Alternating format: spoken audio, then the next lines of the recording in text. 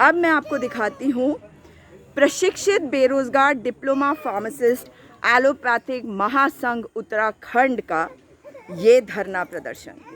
63 दिनों से आंदोलनरत प्रशिक्षित बेरोजगार डिप्लोमा एलोपैथिक फार्मासिस्ट महासंघ की मांगों का शासन सरकार द्वारा संज्ञान न लिए जाने के कारण आमरण अनशन यानी कि भूख हड़ताल 21 अक्टूबर से, ये आप देख सकते, ये लिखा हुआ है दिनांक 21 अक्टूबर 2021 से। और अगर मैं आपको दिखाऊं कि आमरण अनशन पे कौन बैठा हुआ है, तो यहाँ पे ये दो भाई हैं मेरे, और यहाँ पे मातृशक्ति, और इनकी 2 साल की बेटी है। कहाँ है आपकी बेटी? धामी सरकार होश में आओ, होश में आओ, होश में आओ। धामी सरकार होश में आओ, होश में आओ, होश में आओ। स्वास्थ्य मंत्री होश में आओ, होश में आओ, होश में आओ। होश में तुमको आना होगा, वरना तुमको जाना होगा, होश में तुमको आना होगा, वरना तुमको जाना होगा। रोजगार जो दे न सके वो सरकार निकम्मी है, रोजगार जो दे न सके वो सरकार निकम्मी है। जो सरकार निकम्मी है, वो सरकार बदलनी है, जो सरकार निकम्मी है, वो सरकार बदलनी है। और मैं अब आपको मिलवाना चाहती हूँ अपनी मातृशक्ति से। आपका क्या नाम है? मैम सोनल नाम है मेरा। सोनल। और आप कहाँ पे, आप क्या कार्यरत हैं कहीं पर अभी तक? मैम अभी तक तो नहीं। अभी तक नहीं, मतलब इसके पहले कहीं? मैम ऐसी प्राइवेट नौकरी ठीक करते है, थे। आपकी क्या समस्या है? आप यहाँ क्यों बैठी हैं? मैम 2006 की पास आउट हूँ मैं, 15 साल हो गए करीबन। 2006 की पास आउट, 15 साल हो गए, और नौकरी शून्य। कितने फार्मासिस्ट हैं यहाँ पर, कौन बताएगा मुझे?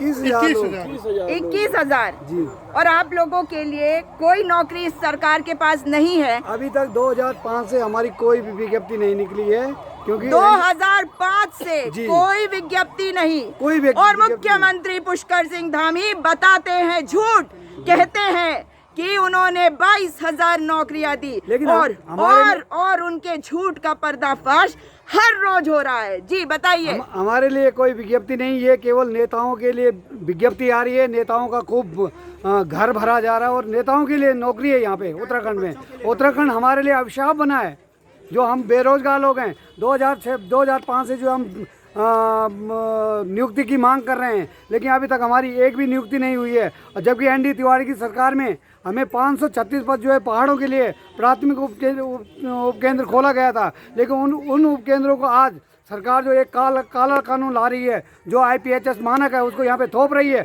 और हमारे उन पदों को समाप्त करी है। और जो हमारे जो वहाँ से पद समाप्त हो रहे हैं, उनको जो वहाँ अभी तक कार्यरत हैं, उनको जो है यहाँ पे जो रिटायरमेंट हो रहे हैं, उनको शिफ्ट किया जा रहा है। तो ये हमारे लिए बहुत शर्मनाक बात है। कह रहे थे कि डबल इंजन की सरकार है, ये डबल इंजन की सरकार इसलिए बनी कि हमारा जो रोजगार है उसको छीनने के लिए बनी ना, जबकि अगर डबल इंजन की सरकार होती, उसने डबल हमें रोजगार देना था। लेकिन मुझे ये बताइए कि ये जो डबल इंजन की सरकार, ये फेल्ड फ्यूज इंजन की, जो स्वयं को रोजगार देती है, प्रचंड बहुमत की 57, 58 और अब की बार 60 पार करने की बात करने वाली सरकार, जिनके पास 3 मुख्यमंत्री, 3 अध्यक्ष, यहाँ तक कि 3 महामहिम भी ले आए, और 3 विधायकों को तोड़कर खुश हो रहे हैं। मुझे बताइए कि काला कानून जो लाया जा रहा है वो क्या है, जो आप पर थोपा जा रहा है वो क्या है?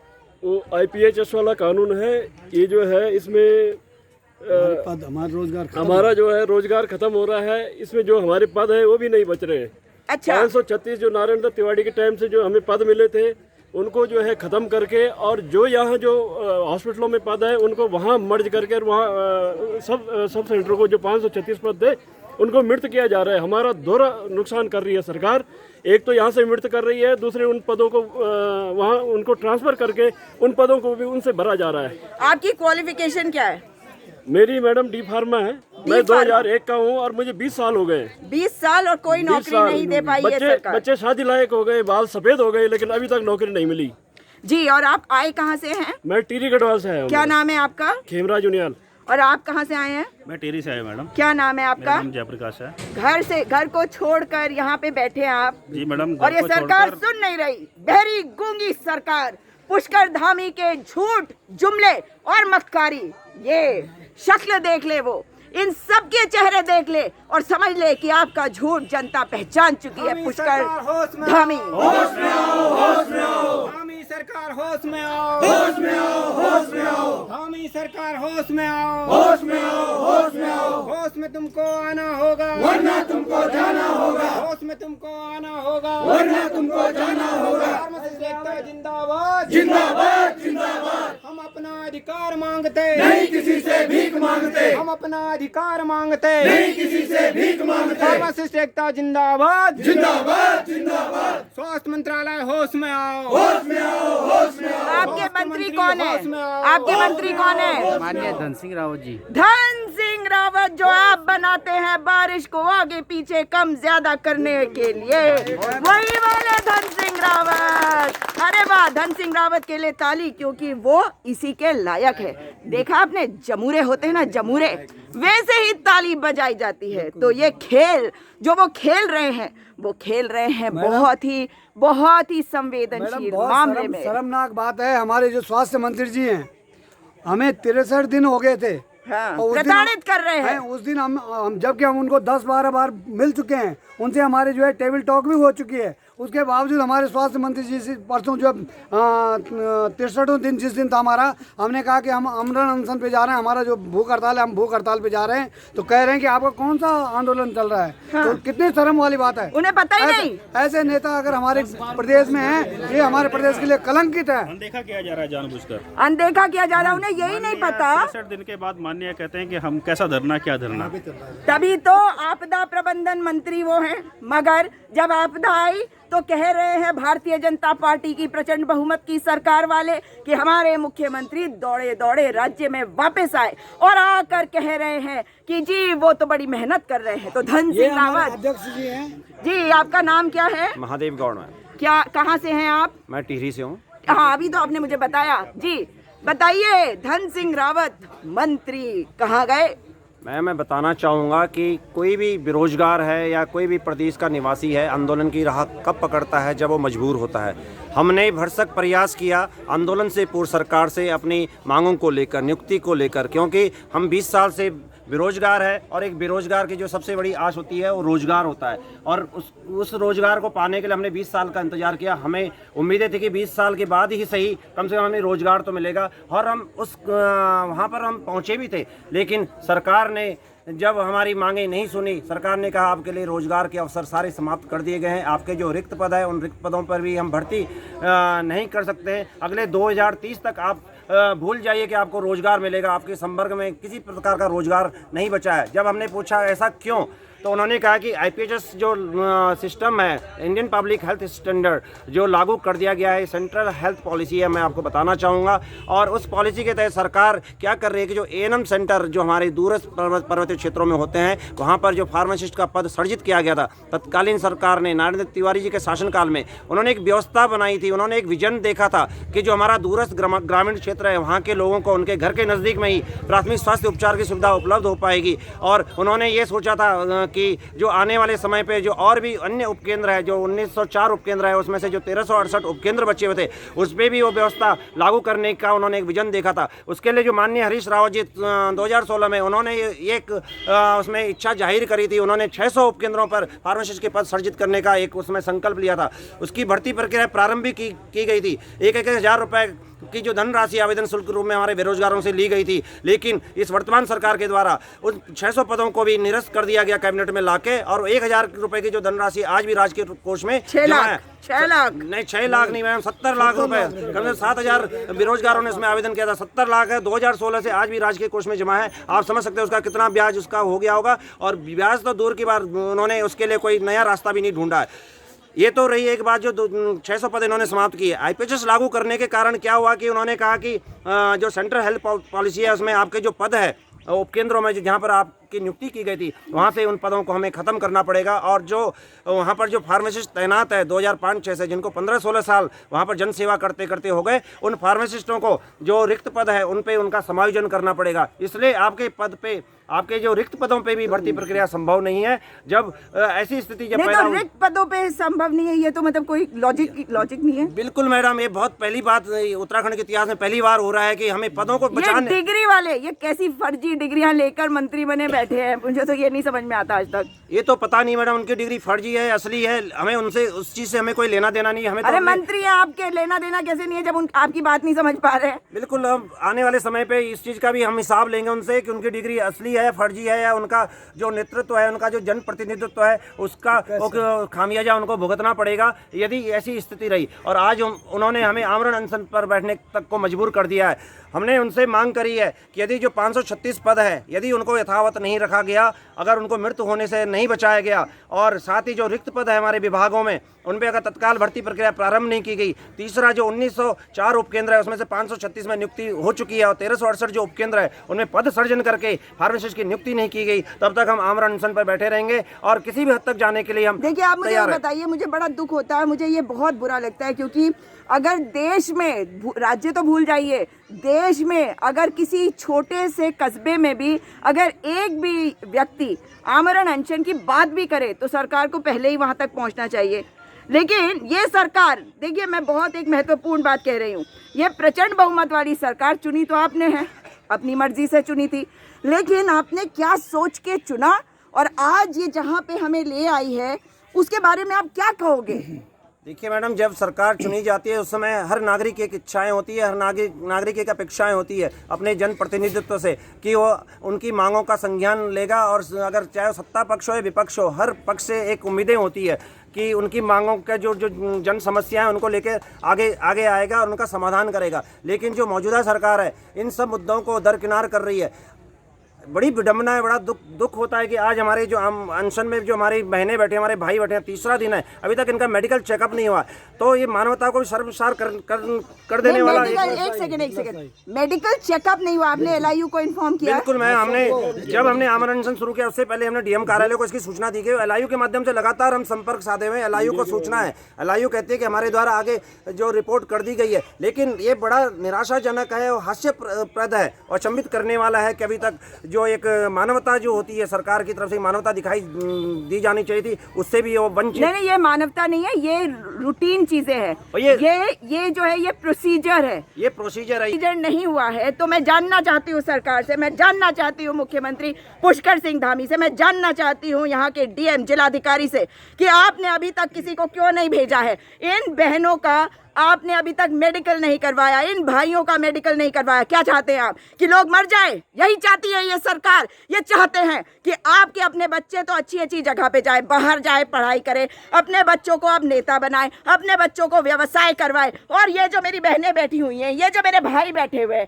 इनको कौन देखेगा? इनके बारे में कौन सोचेगा? ये आपकी जिम्मेदारी है। इसके लिए चुना गया है पुष्कर सिंह धामी जी, आपको इसके लिए चुनी गई थी भारतीय जनता पार्टी की सरकार। जागो सरकार, जागो, होश में आओ, वरना तो डूब मरो। आप मुझे बताइए कि आपके साथ आज जिस प्रकार का व्यवहार ये सरकार कर रही है,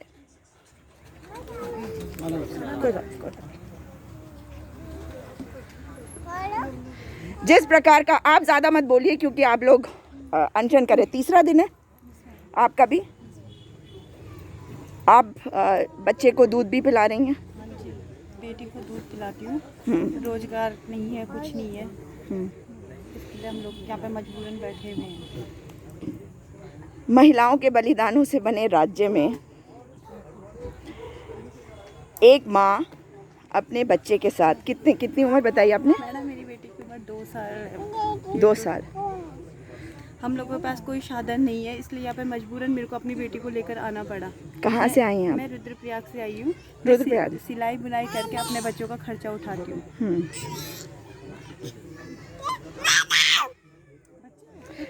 आप बताइए, आप कहाँ से आई हैं? मैं टिहरी गढ़वाल से आई हूँ। क्या नाम है आपका? सोनर। और आपके बच्चे? मेरा एक बेटा है, वो उससे मम्मी के पास छोड़ के आई हूँ। अच्छा, तो वो तो आपको बहुत याद कर रहा होगा। हिम्मत नहीं हारते, हिम्मत नहीं हारते। उत्तराखंड की जो महिला होती है वो बहुत शक्तिशाली होती है और शक्ति का प्रतीक होती है महिला। रोना नहीं, आपने रोइए नहीं। आपके अंदर जो शक्ति है वो कईयों के बराबर है, कितनों के बराबर नहीं कहूँगी। बस बस बस बस, और तबीयत खराब होगी, वैसे ही आपने खाया हुआ नहीं है। कुछ शर्म आ रही है मुख्यमंत्री, कुछ शर्म आ रही है भारतीय जनता पार्टी के फालतू के प्रवक्ताओं, धामी सरकार होश में बहुत बकबक करते हो। बस बस बस बस शर्म करो बस बस बस बस बैठे रहो, बैठे रहो। स्वास्थ्य मंत्री शर्म करो। मैं आपको रुलाने नहीं आई थी, हाँ, मैं आपको रुलाना नहीं चाहती। धामी सरकार शर्म करो। क्या कह रहे हैं मम्मी पापा, अब क्या कह रहे हैं? मैम छोटा है इनका बच्चा ना 7 साल का, वो तंग कर रहा है कि मम्मी आप 3 दिन से अपने बेटे से नहीं। आप रो मत, वैसे ही आपने खाया नहीं है, 3 दिन से खाया नहीं है, 3 दिन से नहीं खाया।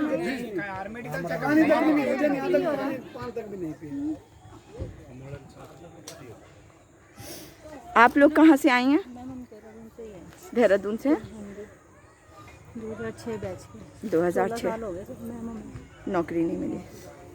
आप आगे आ जाइए। उत्तरकाशी से? हाँ जी। ये आपकी बेटी है सर। हेलो, मम्मा के साथ आई हो? पढ़ती हो स्कूल में? नहीं, अभी 2 साल की। ओ, अभी तो 2 साल की है। इसको लेके आई हूँ मैं साथ में अपने, तो यहीं पे रह रहे हैं हम लोग, सब मिलते हैं। रात को? हाँ, यहीं पे रह जाती हूँ मैं रात को भी? हाँ, हम लोग सब यहीं पे रात को रहते हैं। नहीं, बॉयज़ भी रहते हैं, हम नहीं अरेंजमेंट तो कुछ सपोर्ट में रहता है ना। अच्छा, हाँ हाँ, गर्ल्स के साथ। हाँ, नहीं ये ठीक कर रहे हो आप। आप कहाँ से हैं? क्या नाम है आपका? सब घर छोड़ के यहाँ पे? सब यहीं पे। बेटा घर पे है। बेटा कितना बड़ा? 5 साल का। तो बहुत हिम्मत है आप लोगों में, मैं यही कह सकती हूँ। आप? पौड़ी गढ़वाल से। क्या नाम है आपका? कृष्णा। कृष्णा। और आपके घर में बच्चे हैं, दोनों छोटे अकेले हैं। कौन से बैच से हो आप? 4 से। 2004। आप कहाँ से हैं? हम पिथौरागढ़ से। इतनी दूर से? क्या नाम है आपका? इंदू। इंदू। कहाँ से आई हैं आप इंदू? हम पिथौरागढ़। नहीं मतलब सॉरी, मैं पूछना चाह रही हूँ कि कितना टाइम लगा आपको वहाँ से आने में? 18। इसीलिए पूछ रही हूँ। और बारिश की वजह से रोडें भी खराब थी, फिर भी ऐसी आई हूँ, कैसे बहुत मैनेज की। और आप कहाँ से हैं? देहरादून से। क्या नाम है आपका? आपके नाम में तो उत्तरा है। उत्तरा तो जानते हैं ना आप, उत्तराखंड के लिए प्रतीक है, बस बिल्कुल शक्ति का डरना नहीं है। आप लोग कहाँ से हैं? मैम मैं टिहरी गढ़वाल से, प्रतापनगर ब्लॉक से। प्रतापनगर से। अच्छा, और आप? मैं नमस्ते जी, मैं रानी पोखरी से जी। मेरा नाम मनोज पंडित है, 2002 बैच का हूँ मैं, और मेरे 6 महीने रह गई हैं अपनी जो ओवर एज हो रही है मेरी। हम सब अपने हाथ से हम सब कुछ कर चुके हैं, अभी कोई संज्ञान लेने को राजी नहीं है। भूख हड़ताल, आमरण अनशन 3 दिन हो चुके हैं। अब हाथ जोड़ के धामी सरकार से, धामी जी से है कि हम पर इसके बाद एक ही चाह रहा है कि हम राज्यपाल के पास जाएं और अपना इच्छा मृत्यु का उनको अपने प्रार्थना पत्र दे सकें। अगर वो कुछ करना चाहें तो कीजिए, वरना हम इच्छा मृत्यु के लिए भी तैयार हैं। धन्यवाद। मेरे पास शब्द नहीं है कि मैं आप लोगों को क्या कहूँ। आप लोगों को बताऊं, जब 94 में आंदोलन चल रहा था और चरम पे था, तब मैंने अपनी पहली नौकरी करी थी स्कूल में पढ़ाने की, वेलम गर्ल्स में।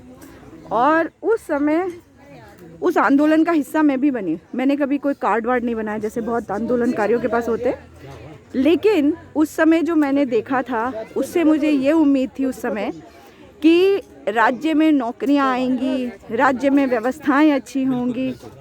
लेकिन मैं फिर से एक बात पूछना चाहती हूँ कि जो मंत्री हैं, आपके मंत्री हैं धन सिंह रावत, जब वो सुन नहीं रहे हैं आपकी, तो मतलब क्या महसूस करते हैं आपकी? क्या मतलब हताशा तो महसूस करते हैं, मगर आप क्या कहना चाहेंगे उनको? उनके लिए ये कहना चाहेंगे कि जिस उनको मतलब घमंड है ना, वो घमंड जो है पब्लिक अब उनका चकनाचूर कर देगी आने वाली चुनाव में। हाँ, खुद हम जाके उनकी विधानसभा में ना बहिष्कार करेंगे, हर एक जिले में जाके इनका बहिष्कार करेंगे, हर एक जिले में जाकर। हाँ। ये तो अपने लिए एक नई सीट ढूंढ रहे हैं। आपने वो तस्वीरें देखी थी ना, उमेश शर्मा, उमेश क्या नाम है उसका, है ना, काउल, उनके साथ झगड़ा हो रहा था उनका, है ना। हाँ। वो वहाँ पे अपनी सीट ढूंढ रहे हैं। सर मैं आपके चैनल से धन सिंह रावत जी को बताना चाहूँगा, वो हमारे माननीय स्वास्थ्य मंत्री हैं। अब हम कोई पाकिस्तान के तो है नहीं जो हम पाकिस्तान मतलब हिंदुस्तान से रोजगार मांग रहे। और हम कोई दूसरा राज्य वाले हैं नहीं, हम इसी राज्य के हैं, इसी राज्य के नागरिक हैं, उन्हीं के भाई बंधे हैं, उन्हीं के कोई चाचा के लड़के, कोई मामा के लड़के, कहीं ना कहीं मैं से नहीं चाहती रिश्तेदार आप हैं। बहुत जी। ज़्यादा ना बोले, आराम आराम से बोले, क्योंकि आपने खाया हुआ नहीं है। ये बहुत एक महत्वपूर्ण बात इन्होंने करी है, और मैं ये बात इसलिए बोल रही हूँ क्योंकि देखिए, मेरा काम है कि आप लोग जागरूक भी हों, अपनी शक्ति को भी पहचाने, इस बात को समझे कि हम जिस देश में रहते हैं उस देश के लिए हमारी जो एक जिम्मेदारी है वो तो है, लेकिन साथ में जो हमारे साथ किया गया, आप लोग भी बहे हैं इसमें कि हिंदू मुस्लिम हो गया, ये जो पाकिस्तान हिंदुस्तान हुआ। मैडम पहले तो हमारा अधिकार चाहिए ना। हाँ, जो हमारा अधिकार है। नहीं, जो इन्होंने किया था, मैं इसलिए कह रही हूँ क्योंकि आप कहेंगे, बहुत सारे लोगों को पता भी चलेगा, समझ में आएगा, क्योंकि आप जिस दौर से गुजर रहे हैं ना आज, अगर मैं बोलती हूँ, मैं तो बोलती हूँ इस बात को। मैडम हमारे तो जो हमारे अंदर जो पीड़ा गुजर रही है ना, वो तो शायद किसी के अंदर गुजरी हो। तो हम जो है इस सरकार के लिए, चाहे हमें कुछ कहीं हद तक भी जाना पड़ेगा, अगर ये हमारी मांगों को नहीं मानेंगे तो हम प्रत्येक डिस्ट्रिक्ट में जाके खुद प्रचार करके इनके बुरे हाल करेंगे। हाँ। इनको निकालने का नहीं, लेकिन जो भाजपा ने हम लोगों के साथ किया है, देखिए, मैं तो इनके ऊपर कभी मैंने विश्वास नहीं किया, ठीक है ना, लेकिन मैं ये जानना चाहती हूँ, मुझे पता है कि बहुत लोग बह गए, मुझे बहुत बड़े बड़े अधिकारियों ने, लोगों ने कहा कि आप इनके खिलाफ मत बोलो, आपके पास तो कोई पद नहीं, कोई कुछ हो नहीं, आप एक सामाजिक कार्यकर्ता। अरे मैं सामाजिक कार्यकर्ता नहीं, मैं इस देश की वासी हूँ, मैं शक्ति हूँ, मैं उत्तराखंड से हूँ, तो और भी बड़ी शक्ति हूँ। तो मुझे ये है ना, हमने ऐसे क्या गुनाह कर दिया है कि ये डॉक्टर की टीम नहीं भेज रहे हैं, यहाँ स्वास्थ्य खराब हो रहा है। वही मैं जानना चाहती हूँ कि ये तो पद की बात अलग है, लेकिन पहले जिंदा तो रहेंगे। वही तो हमारी बहन बिना ऐसा हमारा गुनाह क्या है? पूछिए सरकार से कि 3 क्या दिन हो गए गुनाह? उनको, 3 दिन से उनकी कोई टीम नहीं आई। माननीय मंत्री जी, आप ये बताइए कि हमने क्या गुनाह किया? आप मेडिकल टीम भी यहाँ पे नहीं भेज पा रहे हैं, या हमारी बहनों का स्वास्थ्य खराब हो रखा है, उनके बच्चे हैं लैक्टिंग बता रहे हैं। तो आप बोले कि 64 दिनों से मुझे पता ही नहीं है कि कौन सा धरना है, कौन सा धरना? आज उनका स्वास्थ्य स्वास्थ्य गिर रहा है, कोई मेडिकल टीम नहीं, कोई व्यवस्था नहीं। अगर स्वास्थ्य अगर नहीं है तुम्हारे बस का संभालना तो छोड़ दो उसको, क्यों कुंडली मार के बैठे हुए? ये प्रधान बनने लायक भी नहीं है। घर से एक योग्य बैठे फीडिंग करवा रही है खाली पेट रह के। बच्ची के स्वास्थ्य का भी सवाल है इसमें, ठीक है ना। और इतनी असंवेदनशील सरकार है ये, इसको जवाब जरूर मिलेगा भी। बिल्कुल मिलेगा, इस 100%। बच्चे को जुकाम भी लग जाता है तो इसके लिए सरकार उत्तरदायी है, जिम्मेदार है, बहुत बड़ा आंदोलन होगा। और इसके लिए चाहे मैं बताना चाह रही हूँ, जब स्वास्थ्य मंत्री अगर अपने फैसले लेने में असमर्थ है तो वो इस्तीफा दे दीजिए, क्योंकि जब हम उनके पास जाते हैं तो वो ये कहते हैं कि तुम 4 साल तक कहाँ थे, मुझे तो यहाँ पे मंत्री बने 6 महीने हो रहे हैं, तुम अब क्यों आ रहे हैं मेरे पीछे क्यों पड़े हैं? इस हिसाब से तो बड़े शर्म की बात है। धन सिंह रावत इस्तीफा दो, धन सिंह रावत, धन सिंह रावत, धन सिंह रावत, धन सिंह रावत, धन सिंह रावत, धन सिंह रावत, धन सिंह रावत। और कुछ कहना चाहेंगे आप इस नाकारी, मक्कार, बेकार सरकार को? आपसे मैं कहना चाहूँगा कि धन सिंह रावत तो हमारे मामले में बिल्कुल असंवेदनशील हो गए हैं, लेकिन जो हमारे माननीय मुख्यमंत्री हम जब भी उनके पास गए, उन्होंने हमारे प्रकरण को बड़ी गंभीरता से सुना है। कहीं ना कहीं हमें लगता है कि हमारे मामले में वो कुछ फैसले लेने के इच्छुक हैं, लेकिन उनका कहना है कि जो भी कार्य है वो अगर विभाग के माध्यम से हो, जो विभागीय मंत्री है माननीय धन सिंह रावत जी है उनके माध्यम से हो। लेकिन मैं मुख्यमंत्री जी को ये कहना चाहूँगा कि माननीय धन सिंह रावत जी को तो ये प्रकरण अभी 63 दिन के बाद भी कहते हैं कि हमें पता ही नहीं है। उन्होंने, हम अभी श्रीनगर में उनसे मिले थे पिछले हफ्ते, उन्होंने 22-23 तारीख का हमें समय दिया था। 22 तारीख भी चली गई, 23 तारीख भी अब चलाई गया, समझ लो। माननीय मुख्यमंत्री, स्वास्थ्य मंत्री के यहाँ से न तो कोई बुलावा आता है, हमारे मामले में बिल्कुल असंवेदनशील हो चुके हैं, वो हमारा काम करना ही नहीं चाहते। तो मतलब आपको लगता है, कहते हैं कि माननीय मुख्यमंत्री जी, आपको हमारे प्रकरण के बारे में बहुत अच्छी तरह से मालूम है, आप इस पर आप अपने लेवल पे ही एक्शन लीजिएगा, अदरवाइज हम स्वास्थ्य मंत्री के भरोसे रहेंगे तो यहाँ पर हमारे। लेकिन आपको भरोसा है अब भी मुख्यमंत्री पर? हमें माननीय धामी जी पर बहुत भरोसा है। हमें लगता है उनका एक, जिस तरह से उन्होंने हमारा प्रकरण को समझाया, सुना है और उसमें एक जिज्ञासा दिखाई है, तो हमें कहीं ना कहीं एक विश्वास है कि आप हमारे मामले में अपना एक डिसीजन देंगे। हाँ जी। तो आपको लगता है कि मुख्यमंत्री इस पे डिसीजन देंगे? जिन्होंने पूछा नहीं आपको, 3 दिन से टीम नहीं आई, और उसका पूरा ठीकरा आप फोड़ देंगे धन सिंह रावत पर? नहीं, वो तो हमें तो थोड़ा विश्वास है कि धामी जी शायद हमारी बात को शायद क्यों करना चाहिए उन्हें। और मुझे आशा भी है, क्योंकि वो एक यंग मुख्यमंत्री है और उन पे काफ़ी आशाएं हैं, अगर वो कर सकते हैं तो तुरंत हमारा नहीं जो- कर सकते हैं। उन्हें ये बेटी नहीं दिख रही जो आप बात कह रहे हैं, उन्हें पता नहीं होगा। आपको ये गलत फहमी है अगर आपको लगता है कि उन्हें भी पता नहीं होगा। नहीं, उनको संज्ञान लेना चाहिए और संज्ञान लेने के बाद तुरंत जो है हाँ। इस पे एक्शन लेना चाहिए। मुझे नहीं है भरोसा। क्योंकि स्वास्थ्य मंत्री पे हमारा बिल्कुल भी भरोसा नहीं है। वो ठीक है। विधानसभा में चुनाव प्रचार में बिजी हैं। 18-18 साल के बच्चों का माल्यार्पण कर रहे हैं, उनका भी भविष्य खराब कर रहे हैं, राजनीति की तरफ धकेल रहे हैं। कम से कम उन्हें पढ़ने की तरफ, रोजगार की राह की तरफ जो रोजगार साल के दे नहीं पा रहे। मैं ये कह रही हूँ, मुझे पुष्कर सिंह धामी पे भरोसा नहीं है। आपको भरोसा है, क्या कहेंगे आप पुष्कर सिंह धामी को? मैम, पहले जब वो आए थे तो बड़ी खुशी हुई थी कि एक नवयुवक आसीन हो रहे, पर अब वो भरोसा धीरे धीरे कम होता रह रहा। मैं तो उनके क्षेत्र से हूँ, वो मेरे विधायक हैं। लेकिन मैडम, पर अफसोस की बात है कि आज तक उन्होंने कोई संज्ञान नहीं लिया। लेकिन मैडम, मैं एक बात कहना चाह रहा हूँ आपके चैनल के माध्यम से। जब भी हम मुख्यमंत्री जी को मिले, उन्होंने हमारी बातों को गंभीरता से सुना। और धन सिंह रावत ने? उन्होंने तो बिल्कुल भी नहीं सुना। उन्होंने वो दिन यहाँ तक कि हम अगर उनके सामने जा रहे हैं तो ऐसे हमें देख रहे हैं जैसे कोई दुश्मन होगा। अच्छा, मतलब अगर जो हम प्रशिक्षित बेरोजगार हैं, हमें ऐसे समझ रहे हैं तो धिक्कार है ऐसे मंत्री के लिए।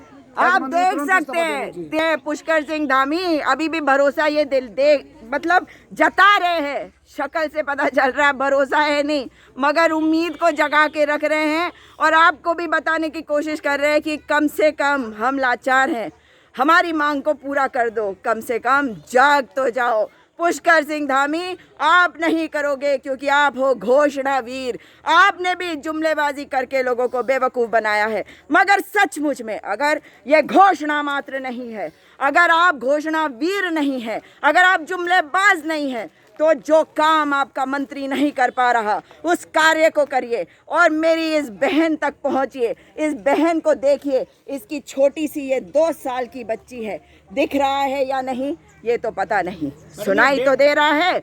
और अगर सुनाई नहीं दे रहा है तो भी कहूँगी कि अपने कान खोलो, जागो और होश में आओ धामी सरकार, होश में आओ पुष्कर सिंह धामी और धन सिंह रावत जो कार्य नहीं कर रहे हैं, कम से कम अब एक मेडिकल टीम को भेजो ताकि इस बेटी का मेडिकल हो सके। इन दोनों बेटियों का, इन दोनों भाइयों का मेडिकल करवाओ और इनसे बात करो और संज्ञान इमीडिएटली लिया जाए। ये मेरी मांग है पुष्कर धामी की प्रचंड बहुमत वाली सरकार से। इस वीडियो को अधिक से अधिक शेयर करिए ताकि इन लोगों की बातें सरकार तक पहुंचे। ये जरूरी है कि अब सरकार जागे। यहाँ पे धरना स्थल पे फेंका हुआ है, ये जरूरी है कि आप देखें और आए यहाँ पर और बताएं इन लोगों को कि ये नागरिक है। जो सरकार निकम्मी है, फार्मासिस्ट एकता जिंदाबाद, जिंदाबाद जिंदाबाद, फार्मासिस्ट एकता जिंदाबाद, जिंदाबाद जिंदाबाद। भारत माता की जय, भारत माता की जय, भारत माता की जय।